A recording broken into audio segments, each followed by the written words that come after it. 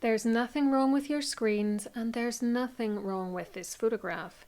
This is exactly how this wacky portrait of King Edward VI, the last Tudor king, looks when you stand directly in front of it, and its weird, distended appearance is deliberate. The whole thing is a clever optical illusion called anamorphosis, and if you watch today's video, I'll tell you how it was done, what 16th and 17th century viewers thought of it, and most importantly of all, I'll show you what the image looks like when it is viewed properly.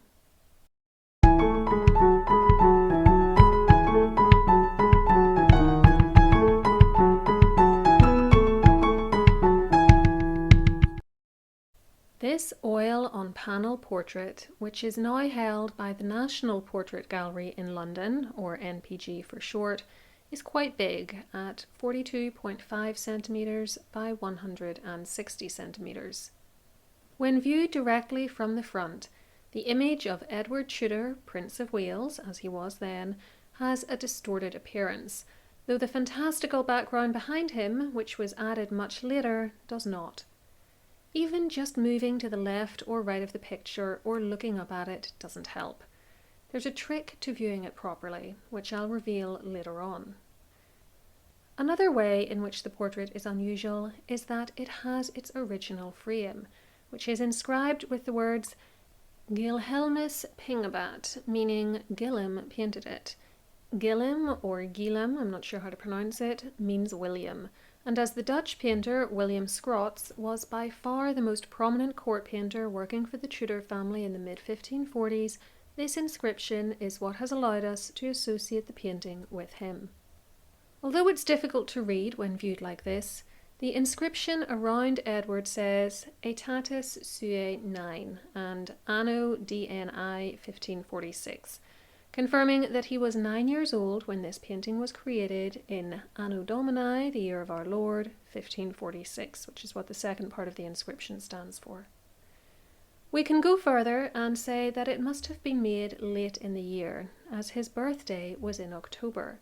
We think Scrots also created these images of the then Prince Edward and his sister, the future Elizabeth I, at around the same time. So he was evidently in high favour with the royal family and had plenty of access to Henry's children. The reason the portrait appears so odd when viewed from the front is, as I said, that it is an example of anamorphosis, which the Collins English Dictionary defines as an image or drawing distorted in such a way that it becomes recognisable only when viewed in a specific manner or through a special device. Indeed, the frame of Edward's portrait was built with such a device, but more on that in a minute.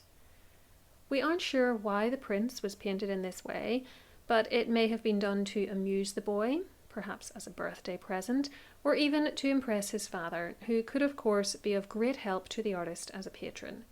You can let me know what you think below. Scrots wasn't the only painter who knew how to do this though. We see it in Hans Holbein's work too, specifically in the ambassador's portrait painted in 1533, which has an anamorphic skull in its foreground. It is even referenced in the work of William Shakespeare. In his play, The Tragedy of King Richard II, written in around 1595, the character of Boucher comments that sorrow's eye, glazed with blinding tears, divides one thing entire to many objects. Like perspectives, which rightly gazed upon, show nothing but confusion, eye to eye, distinguish form. Author Tanya Cooper argues in her 2006 book, Searching for Shakespeare, linked below, that for the playwright to mention such paintings and expect his audience to know what he was talking about, they, quote, could well have been more widespread than surviving examples suggest. The method of creating such an unusual image is shown in a 60-second video on the NPG's YouTube page, which I'll also link below for you. It involves first picking out a pre-existing portrait to use. This one of Edward seems to be the prototype for the anamorphosis. Next, it is copied with grid lines over the top of it. Then that is transferred to another grid, this one in the shape of an elongated rectangle. This is then painted and voila, you're done. It is of course a lot trickier than I've made out here and required serious skill as an artist. The NPG's website says that, with infrared reflectography, black underdrawing can be seen in strong black lines through the paint surface. It goes on to add that bold, dark underdrawing defines the facial features, and although the paint has become more translucent with time, it is likely that the underdrawing was always intended to be visible to some extent. This is contradicted by Roy Strong in his 1969 book Tudor and Jacobean Portraits, where he says there was no underdrawing and that the image was worked out on a cartoon and pricked onto the panel. He was relying on X-rays though, and I assume these were unable to pick up details which infrared light applied later could see. Let's not get snotty about the limitations of X-rays though, for it was only through their use that researchers were able to confirm that the landscape was added afterwards, and not by Scrots. Instead, it was done by a Flemish painter no earlier than about 1600. We don't know where the painting was between its creation and the 1580s, but at that point it is described in the written record as being on display, apparently freestanding rather than on a wall, at Whitehall Palace. There it was seen and admired by many viewers. Before I reveal what they made of it though, just a quick reminder to please give this video a like and subscribe to the channel with the notification bell switched on so that YouTube knows you approve and will keep you up to date with all my content releases. I also have a Patreon page where I share bonus material including early access to ad-free videos, mini podcasts, blog posts and more. This week, for instance, I'll be explaining to my top 2 tiers of patrons how I research a video like this. Finally, you can check out my Amazon storefront where I've collected together lists of history-themed books, TV shows, movies and more which I think you'll like. Both are linked below for you, as is my Instagram account. Thank you too to those of you who support the channel using the thanks button underneath videos, as your generosity is very kind, much appreciated, and as with my patrons, helps me to keep doing what I'm doing. The first reference to the painting of Edward dates to 1584, when a German travel writer called Leupold von Wiedel described seeing it in a room at Whitehall, saying, "There were fine paintings on the walls, among them the portrait of Edward, the present Queen's brother. If you stand before the portrait, the head, face, and nose appear so long and misformed that they do not seem to represent a human being. But there is an iron bar with a plate at one end fixed to the painting. If you lengthen this bar for about 3 spans and look at the portrait through a little hole made in the plate in this manner, oh, you find the ugly face changed into a well-formed one. This must indeed be considered a great piece of art." Von Wiedel's explanation explains why the frame has survived. The original viewing device was part of it, and so the painting could not simply be taken out and hung in another way. The iron bar he described is now gone, but we can still see the notch on the edge of the frame which was built to accommodate it. The picture continued to be a point of curiosity for many years to come.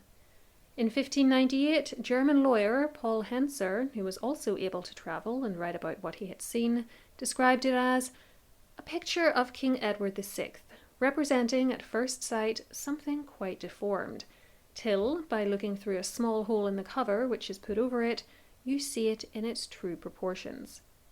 This gives us a slightly better understanding of how the portrait was conserved and displayed at the time. The iron bar, described 14 years earlier by von Wiedel, was presumably part of the cover discussed by Henser. The following year, 1599, Swiss doctor Thomas Platter the Younger saw it and said that "there hung in the long room a portrait very artfully lengthened by perspective, of which I took back an engraving to Basel." Unfortunately, this engraving is now lost. 3 years after that, in 1602, the Duke of Stettin, Pomerania, saw the work and, having mistaken it for a young Henry VIII, said of it that "the portrait of King Henricus Octavus was painted in such a cunning manner that the face, when looked at through a peculiar optica, seemed to be longer than the whole body." In 1613, it was seen by the Duke of Saxe-Weimar, who said that it was "perspectively painted. In front one cannot distinguish what it is meant for, but from the side the portrait is seen quite clearly.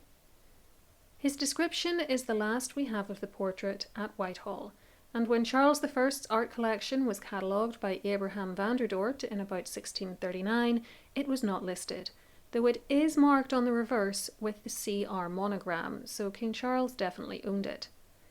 The next we hear of it is after he had been executed, when his art collection was being sold off by the Parliamentarians.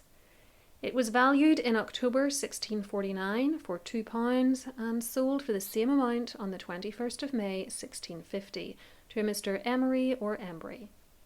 It evidently made its way back into royal hands after the restoration of the monarchy in 1660, for it is listed as being in the possession of James II, who reigned from 1685 to 1688, and in 1713 it was on the gallery wall at Somerset House, where George Virtue saw it and noted the aforementioned inscription with the artist's name on the frame. It's now painted over in black and can only be seen in X-rays. We don't know what happened to it after that until the start of the 20th century. Somerset House was demolished between 1776 and 1784, but it popped up at an auction in 1900, it was bought by Sir Hugh Lane, and it was then sold on to the National Portrait Gallery the following year, where it has remained ever since. Modern analysis has allowed us to learn far more about the painting than just the fact that the painter's signature really is on the frame.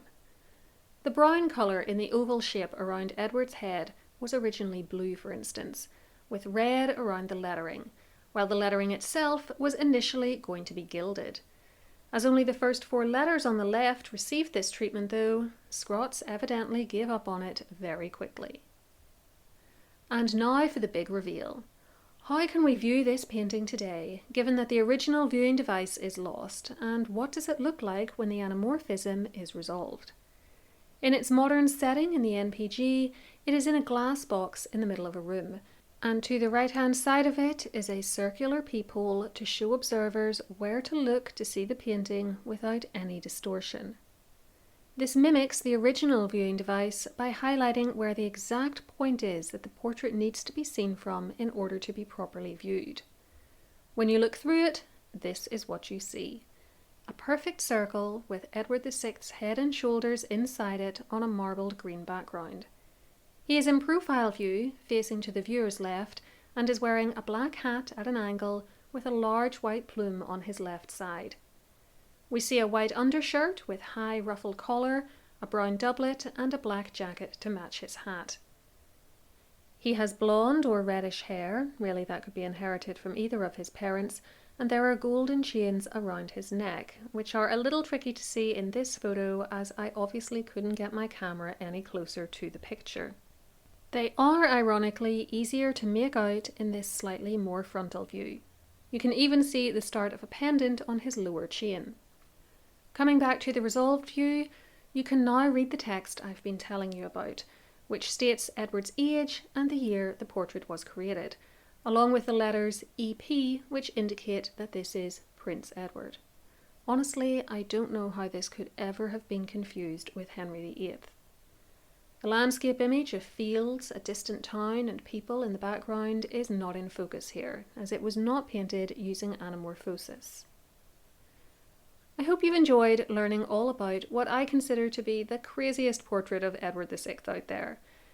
Before I go, I wanted to let you know about my website, historycallingofficial.com, where you can download a free guide on how to quickly and easily recognise good history versus bad, and hopefully avoid buying or reading any lousy books. It's linked below for you.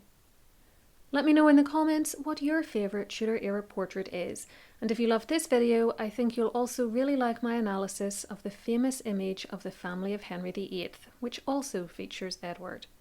Alternatively, try my art history playlist to find videos on all sorts of images. Whatever you choose, please enjoy, and until next time, keep learning.